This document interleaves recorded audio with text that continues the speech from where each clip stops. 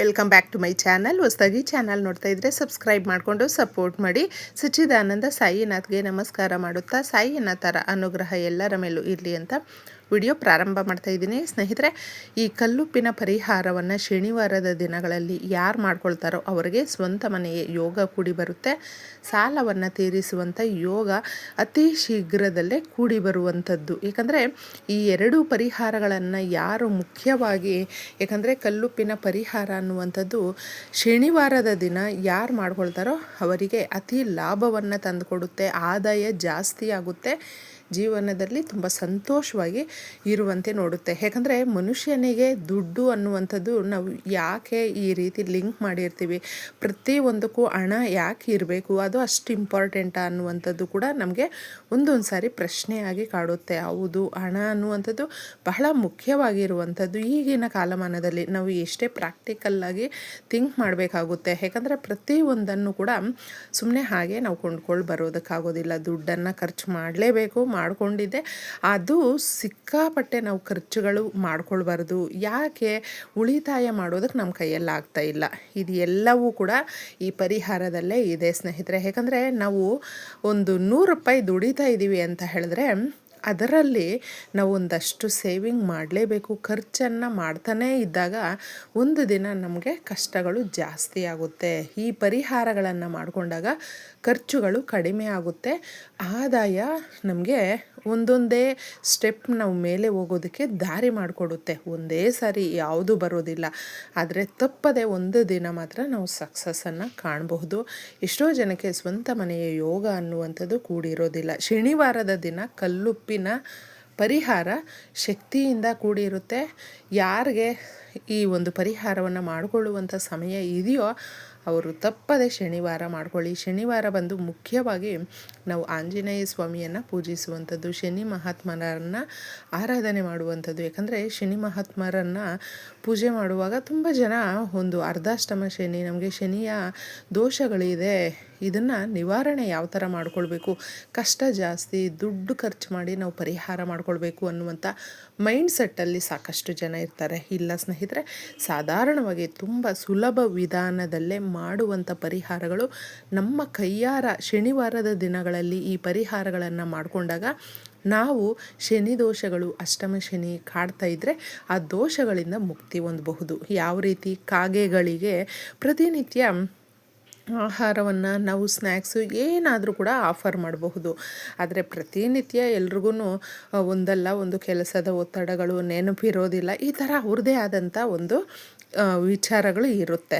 ಅದಕ್ಕೆ ಶನಿವಾರದ ದಿನ ಆದರೂ ನೆನಪು ಮಾಡಿಕೊಂಡಿದ್ದೆ ನೀವು ಕಾಗೆಗಳಿಗೆ ಹಾಗೂ ಹಸು ಪಕ್ಷಿಗಳಿಗೆ ಏನಕ್ಕಾದರೂ ಕೂಡ ಅಷ್ಟೇ ಆಫರ್ ಮಾಡಿ ನೋಡಿ.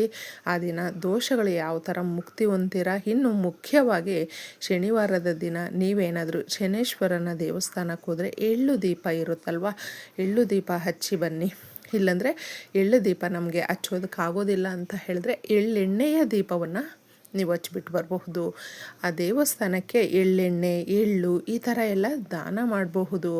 ಯಾರಿಗಾದರೂ ನಾವು ಶನಿವಾರದ ದಿನಗಳಲ್ಲಿ ಎಳ್ಳನ್ನು ದಾನ ಮಾಡಿದಾಗ ವಿಶೇಷವಾದ ಫಲಗಳನ್ನು ಕಾಣಬಹುದು. ಇನ್ನು ಈ ಪರಿಹಾರಗಳ ಜೊತೆ ಮುಖ್ಯವಾಗಿ ಶನಿವಾರದ ದಿನಗಳಲ್ಲಿ ಹೊರಗಡೆ ಎಲ್ಲೋ ಹೋಗಿರ್ತೀವಿ ಕೆಲಸಗಳ ಮೇಲೆ, ಬರುವಾಗ ನಮಗೆ ಯಾವುದಾದ್ರೂ ಕಬ್ಬಿಣದ ವಸ್ತುಗಳು, ಐರನ್ ವಸ್ತುಗಳು, ಹಾಗೆ ವುಡ್ಡನ್ ವಸ್ತುಗಳು ತುಂಬ ಅಟ್ರಾಕ್ಟಿವ್ ಆಗಿ ಕಾಣುತ್ತೆ, ತಗೊಂಡೋದ್ರೆ ಚೆನ್ನಾಗಿರುತ್ತೆ ಮನೆಗೆ ಅಂತ ನಾವು ಅಂದ್ಕೊಳ್ತೀವಿ. ಆದರೆ ಶನಿವಾರದ ದಿನಗಳಲ್ಲಿ ಕೊಂಡ್ಕೊಂಡು ಬರಬೇಡಿ. ಶಾರ್ಪ್ ಆಗಿರುವಂಥ ವಸ್ತುಗಳನ್ನು ಕೂಡ ಸೇರಿಸಿ ತಗೊಂಡು ಬರಬಾರ್ದು. ಈ ದಿನಗಳಲ್ಲಿ ತಗೊಂಡು ಬಂದರೆ ನಾವು ಶನಿ ದೋಷಕ್ಕೆ, ಶನಿ ಆಗ್ರಹಕ್ಕೆ ಗುರಿಯಾಗುವುದುಂಟು. ಅದಕ್ಕೆ ಈ ದಿನಗಳಲ್ಲಿ ಮುಖ್ಯವಾಗಿ ನೀವು ಸಾಧ್ಯ ಆದರೆ ನಿಮ್ಮ ಪೇರೆಂಟ್ಸ್ ಇದ್ದರೆ ಅವ್ರ ಕಾಲಿಗೆ ಮುಗಿದು ಅವರನ್ನು ಖುಷಿಪಡಿಸುವಂಥ ಯಾವುದಾದ್ರೂ ಒಂದು ಕೆಲಸವನ್ನು ಮಾಡಿ ಅವರ ಆಶೀರ್ವಾದ ಅನ್ನೋದಿದ್ದರೆ ನಿಜವಾಗ್ಲೂ ಸಕ್ಸಸ್ ಅನ್ನುವಂಥದ್ದು ಸುಲಭವಾಗಿ ಸಿಗುತ್ತೆ. ಮಾಡ್ಕೊಂಡು ನೋಡಿ. ತುಂಬ ಕಷ್ಟಗಳಿದೆ ಅನ್ನುವಂಥವರು ಆರಾಮಾಗಿ ಅದರಿಂದ ಹೊರಗಡೆ ಬರಬಹುದು. ಇನ್ನು ಈ ಪರಿಹಾರವನ್ನು ರಾತ್ರಿ 12ರ ಒಳಗಡೆ ಮಾಡಿಕೊಳ್ಳುವಂಥದ್ದು. ನಾವು ಬೇಗನೆ ಮಾಡಿಕೊಳ್ಬಹುದಾ ಅಂತ ಕೇಳ್ತೀರಾ.